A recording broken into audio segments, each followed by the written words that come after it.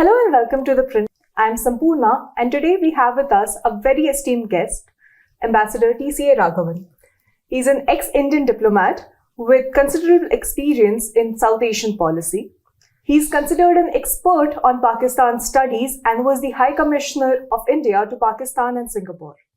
As a diplomat, he has adorned many feathers on his hat, and his list of accomplishments continue even after his retirement. We are here today to discuss his latest endeavor, his upcoming book, Circles of Freedom, Friendship, Love and Loyalty in the National Struggle. The years of freedom were very hard for Indians, as we all know. There was a lot of bloodshed, revolt, and a lot of people lost their lives and loved ones. This book is set during those times, and it brings to you some unheard tales of some not-so-known characters of the national struggle. So without any further delay, let's welcome Ambassador TCA Raghavan to the show. And let's hear from him about the book. So, sir, can you please tell our audience briefly about the book and the premise that it is set in?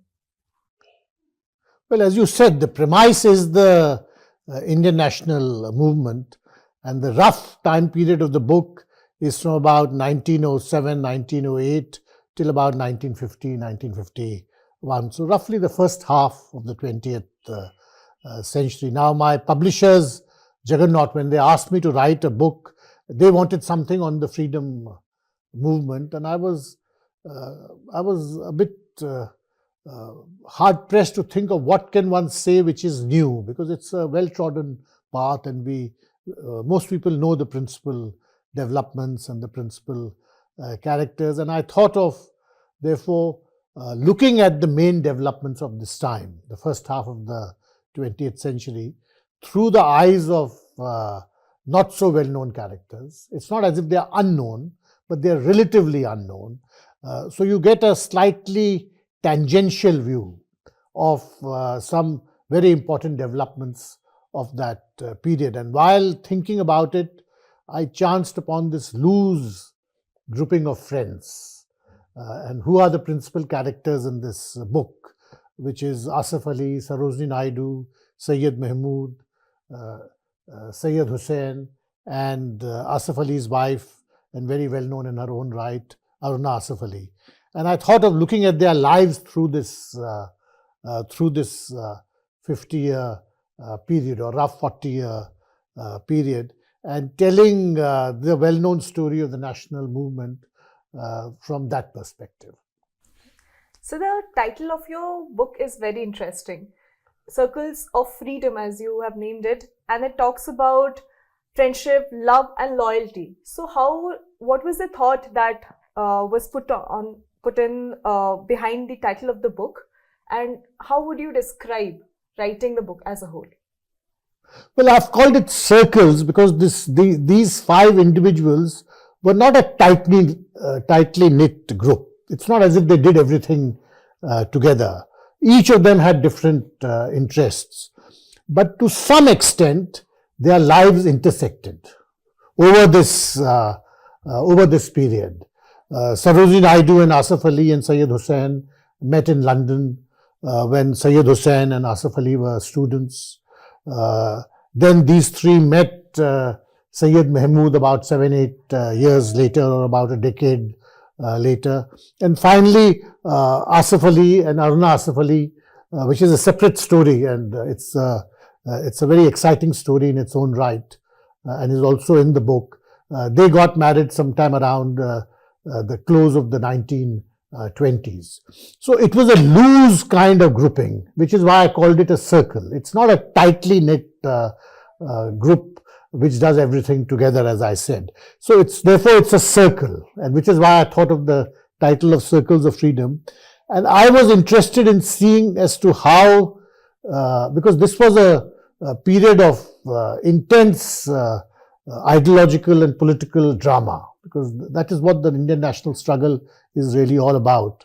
And you have towering personalities like Mahatma Gandhi, Jawaharlal Nehru, Sardar Patel, and others. But I wanted to see as to how the political and the personal with these five people really interface with each other. And which is why I thought of looking at the evidence through the concepts of friendship, love and loyalty. and which is why the book came together as an interplay of the personal and the political, and in the personal looking at friendships, looking at relationships, and most of all looking at the idea of loyalty. Okay. That's a very interesting explanation, sir. So if you could, can you please show the cover, the book, to our audiences? So this is the cover of the book. Thank you so much, sir. Moving forward, when I was going through the pages of your book, Asaf Ali came out as a central character to the book. So if you could put some light on how did you come across Asaf Ali to be a character, such an important character in the book? Well, you see, Asaf Ali is not unknown. If you live in Delhi, everyone knows of Asaf Ali Road. And in his time, he was reasonably well known, although he was never a principal leader of the Indian national movement. He was always someone a little removed from the principal leadership. But he was nevertheless present at all the major turning points. So whether it is the Rowlatt Satyagraha, the Khilafat movement, the non-cooperation movement of the 1920s, the civil disobedience of the 1930s, the Quit India movement of the 1940s, the INA trial at the Red Fort, or whether it is the growing Hindu-Muslim polarization, which is also a striking feature of our national movement from the 1920s onward. You find Asaf Ali is present as not in the main frame, as a slightly peripheral character, but he's present. So he gives you a tangential view of the main developments at that time. And therefore, I used Asaf Ali and a little later Aruna Asaf Ali to provide the main narrative spine to the book. So it is around their stories that the other three stories are also constructed. And then you look at the whole circle and what happens to it from roughly 1908, 1909 till about 1950. So, sir, now that you have brought the topic of Aruna Asaf Ali, I would like to diverge a little bit into their personal life. So, Asaf Ali's marriage with Aruna was obviously something that came as a very novelty event in that times. So, how was it perceived at that time? Because it was a Muslim marrying a Hindu Bengali girl. And how did their role eventually turn out in the freedom struggle as a whole? Well, it's an extraordinary story. One is it's a Hindu Muslim marriage, and it was as much of a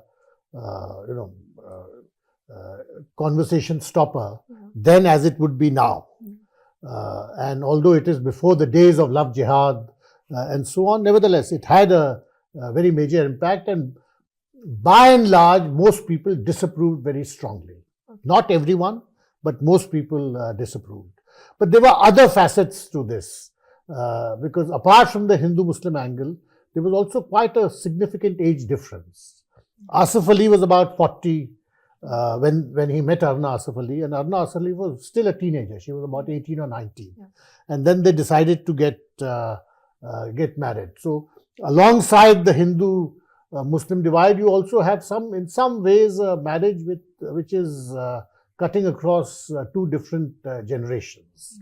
Because as the story progresses, you find that Asaf Ali in his time was well known as a constitutionalist. He was a lawyer by profession. He was a moderate, while Aruna Asaf Ali became more and more of a firebrand. So in the marriage, you have these two different perspectives, and these have always been inherent in the Indian national movement. The question of moderation, or as Mahatma Gandhi put it, the question of non-violence. But there was also this other trend which was impatient with slow progress, and they wanted to take much more dramatic action. And certainly Aruna Asaf Ali represented that view, which was impatient with this idea of everything has to be non-violent, and we have to change the heart of the people you are opposing, but who felt that no, we have to take more resolute action for the cause of our freedom. So in the marriage, you have these two different views. And I found it quite a interesting dramatic counterposition of two different, radically different perspectives. Yeah. So as you mentioned about Aruna Asaf Ali having a radical and more, fast-paced take on the Indian freedom struggle, and the point that she was a woman at a time where not a lot of women's participation was seen in the national freedom struggle.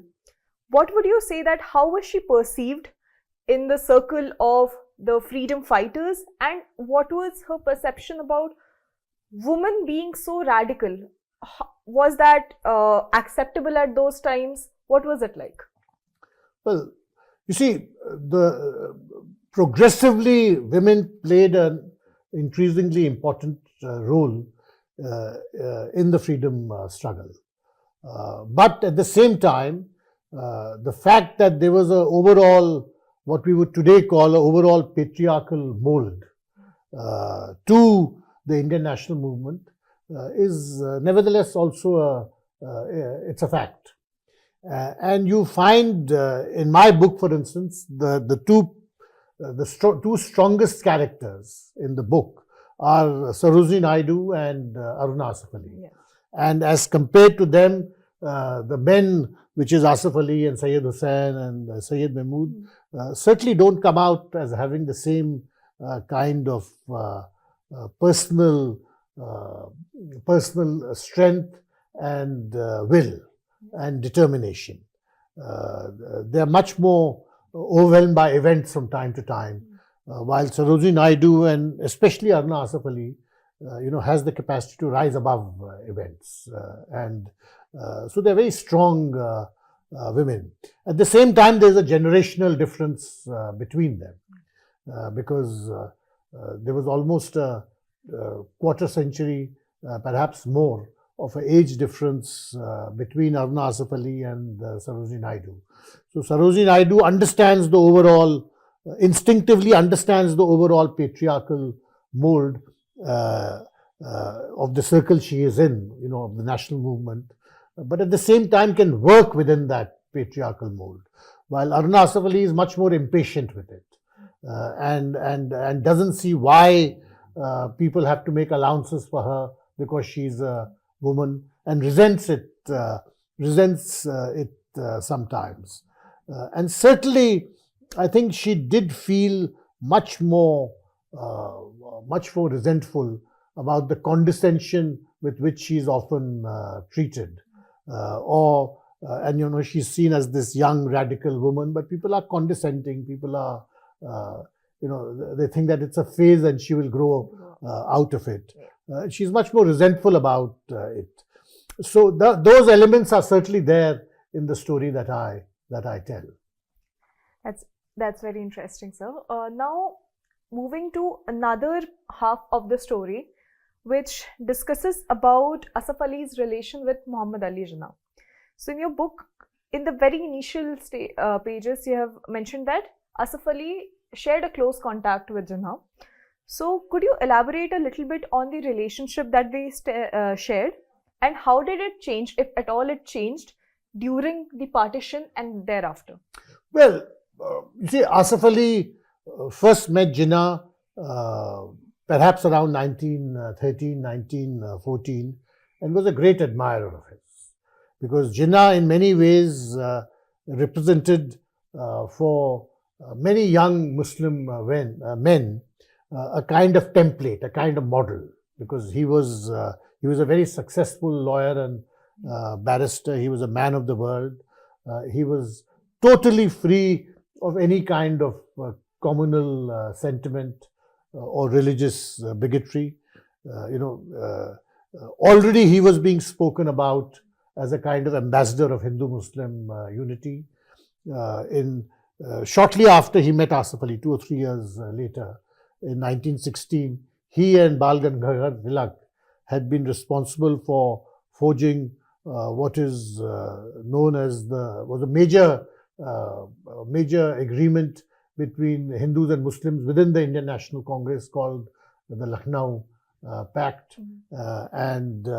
So for all of these reasons, he was someone to be emulated, someone who was a model, and Asaf Ali, as a much younger man certainly admired Jinnah a great deal and depended on him for advice.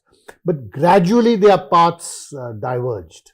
And this is really the story of as to how the Indian national movement, despite its numerous other strengths, really failed on the question of maintaining a joint front between Hindus and Muslims.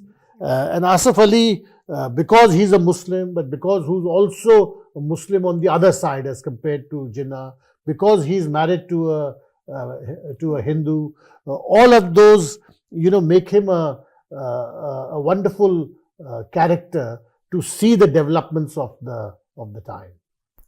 Okay, sir. So, sir, in 1914, if I am not wrong, Asaf Ali returned to India after resigning from the Privy Council.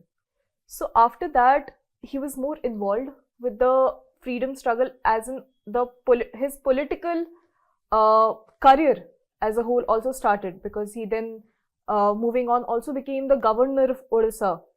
So could you put some light on that, about his political journey as a whole and his contributions, his major contributions to the freedom struggle, and if there were disagreements? He was never a member of the Privy Council. He studied in England as a student, as a young man, and he was totally bowled over by living in England. So when he came back to India to practice, he was terribly homesick for England. And he just couldn't, he just found living in Delhi very difficult. He found everything in India something to be criticized, something which was not acceptable. And he then decided to go back to England and practice in the Privy Council bar, because he was a lawyer. And it was a mad kind of notion, because you had to be a really well-established lawyer if you went from India and thought of practicing in the Privy Council. But he had this notion, and somehow he managed to get to London again. But shortly after arriving in London, you find him questioning all these assumptions. And part of the reason was his meeting with Sarojini Naidu, and she opened up a whole new world for him, which was the world of public life in India. And public life in India also meant that you were involved or interested in the emergent Indian nationalism as it was. But there was also a growing Khilafist sentiment. And the Khilafat movement was a major phase of Indian nationalism, because many Muslims felt alienated and antagonistic towards the British Empire because of their treatment of the Ottoman sultans. And they felt somehow that it was their responsibility to stand up for the Ottoman sultans in Turkey. And because of that, many young Muslims, especially educated Muslims, got drawn into this idea of opposing British imperialism in India. And Asaf Ali was one of those. So his entry into the national movement was on, so to say, on the basis of the Khilafat movement.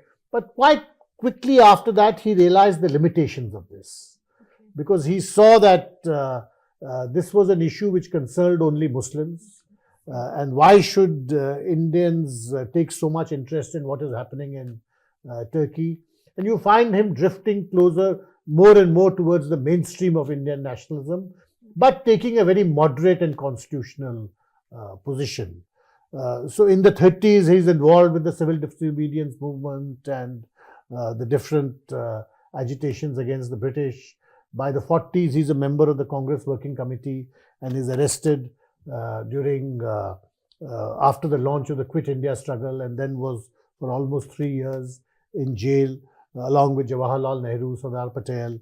So the period he spends in jail forms a significant part of the book, because there you see about 10 or 12 members of the Congress Working Committee locked up together with really no contact with the outside world, and they spend about 3 years together in a medieval fortress in Ahmednagar.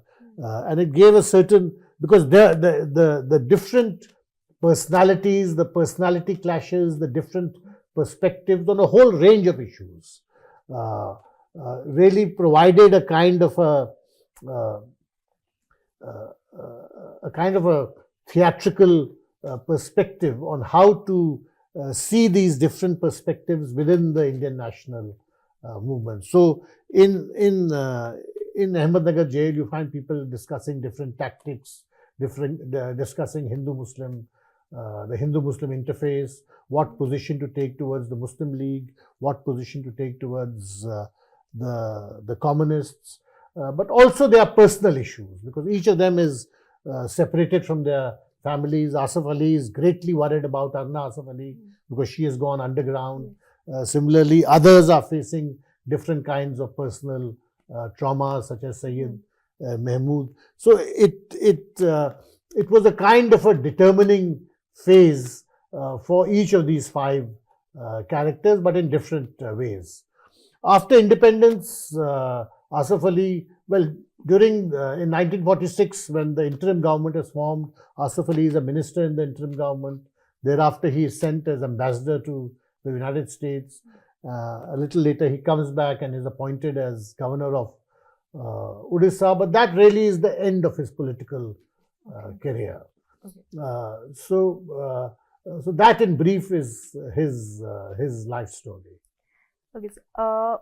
So when we talk about the Indian freedom struggle, there's a lot of mention about Mahatma Gandhi, Nehru, Netaji Subhash Chandra Bose.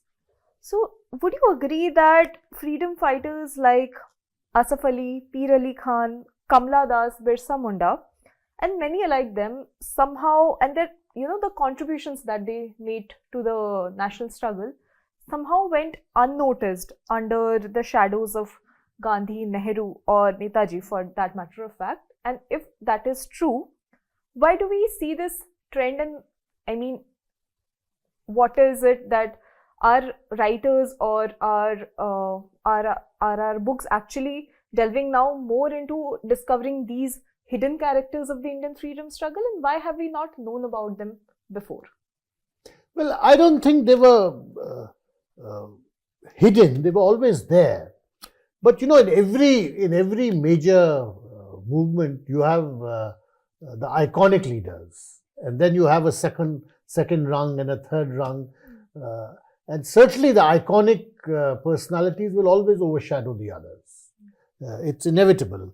It doesn't mean that somebody deliberately ignored their role, and I don't think Asaf Ali's role was ever ignored. As I mentioned, there's a major road named after him. He was always, in his own way, a prominent figure, but it is inevitable that he would never be in the front line of public memory and of popular perceptions. But I feel that the subsidiary characters are useful because they give you a new perspective on the major developments of the time, and also you then see the nature of your freedom struggle much more realistically. Because if you look at the freedom struggle from Asaf Ali's point of view, or from Sayyid Mahmood's point of view, or from Sayyid Hussein's point of view, it is obviously a towering achievement. But it's also simultaneously a great failure. Because alongside freedom came partition and the huge gulf between the Hindu and the Muslim communities, and that is a central feature in the book, because all the Muslim characters, the Muslim figures are constantly asking that yes, freedom is important, but what about Hindu-Muslim unity? And what weightage are you going to give to the freedom struggle per se, and what weightage do you give to Hindu-Muslim unity to be preserved alongside? So that question, really, there are different answers to, because someone like Mahatma Gandhi or Jawaharlal Nehru or even Sardar Patel would have said that, look, there is a Hindu-Muslim problem because of the nature of British imperialism. And so if you get the British out, the Hindu-Muslim problem will also be solved. But what the people like Asaf Ali and others are saying is that, look, it's not enough. You have to keep the Hindu-Muslim question at the middle of the frame. Otherwise, you will be heading for trouble. So in that sense, their view gets overlooked. And one can see why, because there are many people within the National Congress who say that we can't let the question of what role should Muslims have hold up the rest of the freedom movement. We can't give that kind of veto power to a minority to decide at what pace the freedom struggle should proceed. So these two views, each of them is right in itself, but you can only confront it when you look at what is happening through these subsidiary characters. We are nearing to the end of this conversation, so there's one question that, as a writer, that I just feel I need to ask you is that how much time was put in on researching and collecting all the facts of the book, and what were the difficulties that you faced per se while writing the book as a whole? Well, writing a book, especially a history book, does take a certain amount of time, and you have to enjoy the process of historical research to do so. So I like research, and after retirement I have a lot of time, and it is a principal interest of mine. So I like the process of historical research. I like going to archives, I like going to libraries, and I like trying to search out hidden facts or hidden facets. So in that sense, while it took a little time, it was most enjoyable. There were no particular challenges that I faced. The real challenge is that when you're looking at not mainline characters, that how do you gather enough information? How do you gather enough detail, historical detail, which is based not on hearsay but on actual research and facts to build a story which is meaty enough. Now, there is a problem because Asaf Ali, I found that I was not able to locate all his manuscripts, and many of them are possibly lost. Some of them were printed, some of them were published, so those I had access to. Some of his letters and some of his other writings I had access to. But a large part of his private papers and so on I could not find, and I'm not sure whether they exist anymore. Aruna Asaf Ali similarly she was the kind of person who was very impatient about personal possessions. So she also didn't leave a large corpus of private papers, letters, which makes it difficult to build up an intimate portrait of her life. To some extent, this absence of detail about Asaf Ali and Aruna Asaf Ali was made up by the fact that with Sarojini Naidu, Sayyid Mahmood and Sayyid Hussain, there is a lot of detail available because their letters have survived. And those I was able to see, and that made the task of writing this book that much easier. Okay, so sir, in the process, did you also get a chance to communicate with the families of these freedom fighters as a whole? No, I was writing a history book. Okay. And while I'm sure members of the family exist and people have told me about that they are distantly related, but I didn't make any effort to contact them. Asaf Ali and Aruna Asaf Ali in any case did not have any children. Yeah. Sarojini Naidu had a large family and remnants of it are there, but I made no real effort to contact them because my story really stops in 1950 or 1951. I'm not looking at their afterlives or the memories of them in the different families. It would be a fascinating study, but I didn't want to go into that. Right, sir.